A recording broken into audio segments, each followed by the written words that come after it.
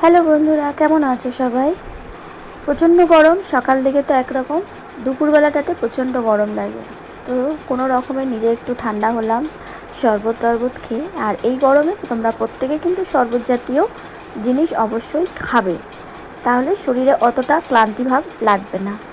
আর আজ হচ্ছে লোকনাথ বাবার পুজো, তাই আমি বিকেলবেলা খুব তাড়াতাড়ি উঠে রেডি হয়ে গেছি, যাব প্রসাদ খেতে।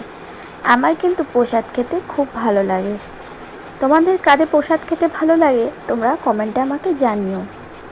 তো একটু সাজুগুজু করেছি, যেমন কানের দুল পরেছি। কানের দুল চট করে আমি পরি না। আর বেরিয়ে পড়েছি প্রসাদের সন্ধানে, বাবা লোকনাথের প্রসাদের সন্ধানে বেরিয়ে পড়েছি। অনেক খুঁজলাম, এদিক ওদিক সেদিক অনেক মন্দির ঘুরে বেড়ালাম, কিন্তু কোথাও প্রসাদ আমরা পাচ্ছিলাম না। শেষে একটা আমরা জোগাড় লাগালাম, কি না, আমরা ঘুরতে ঘুরতে গুগলটাকে মনে পড়লো যে তাহলে আমরা গুগলের সাহায্য নিয়ে আমাদের দুর্গাপুরে কোথায় লোকনাথ বাবার পুজো হচ্ছে সেই প্রসাদ আমরা খাবই।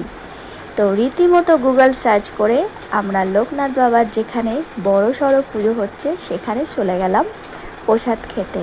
বেশ মজা লাগছিল যে শেষে প্রসাদ খাওয়ার জন্য গুগলকে কাজে লাগাতে হয়েছে। চলে এসেছি লাইনে, আগেই দাঁড়িয়ে পড়েছি, প্রচুর ভিড় ছিল। দেখছি সবাই লাইনে দাঁড়িয়ে, আর ওই পাশে পুজো হচ্ছে, পুজো হয়ে গেছে, প্রসাদ দিচ্ছে। তো আমিও লাইনে দাঁড়িয়ে পড়লাম খিচুড়ি খাবো বলে। খিচুড়ি নিলাম তো অনেকটাই, কিন্তু খেতে পারিনি, কেননা অত গরম, আর তার মধ্যে বাইরেও গরম। আর খিচুড়ি অনেকটাই ছিল, বেশ বড় মতন একটা পাতাতে ছিল, বাটিতে। তো আমি অর্ধেকটা খেয়েছিলাম, আর তারপরেই বাবার দর্শন করতে এলাম, বাবাকে প্রণাম করলাম আর খেলাম বাবার প্রসাদ, যেটা বাবাকে উৎসর্গ করে দেওয়া হয়েছিল, জিলেপি। প্রসাদ পেয়ে তো মহা আনন্দ। এইখান থেকে বাবাকে দর্শন করে প্রণাম করে প্রসাদ খেয়ে বেরিয়ে গেলাম আরও একটা মন্দিরে বাবাকে প্রণাম করতে আর বাবার প্রসাদ খেতে। সেখানে আবার বেশ সুন্দর করে লাইটিং দিয়ে সাজানো হয়েছে মন্দিরটাকে, আর বেশ ভালো লাগছিল। বেশ দুর্গাপুজোর মতন গান বাজছিল আর লাইটিং ছিল প্রচুর। এখানেও প্রচুর লোক ছিল খিচুড়ি খাওয়ার জন্য। তবে এখানে খিচুড়ির সাথে ছিল তরকারি আর ছিল জিলেপি। আমার জিলেপি খেতে ভালোই লাগে। প্রসাদ খেয়ে রওনা দিয়ে দিলাম বাড়ির উদ্দেশ্যে। অনেকটাই রাত হয়ে গেছিলো, 8:30 পৌনে 9টা বেজে গেছিলো।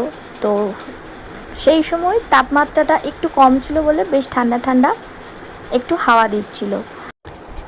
তো ঠান্ডা ঠান্ডা হাওয়া খেতে খেতে চললাম আমাদের দুর্গাপুরের ইস্কনের পাশ দিয়ে সোজা বাড়ির দিকে। আর বাড়িতে যাওয়ার আগে তোমাদেরকে অবশ্যই আমি বলবো, আমার ভিডিও ভালো লাগলে লাইক শেয়ার কমেন্ট কিন্তু অবশ্যই করে দেবে।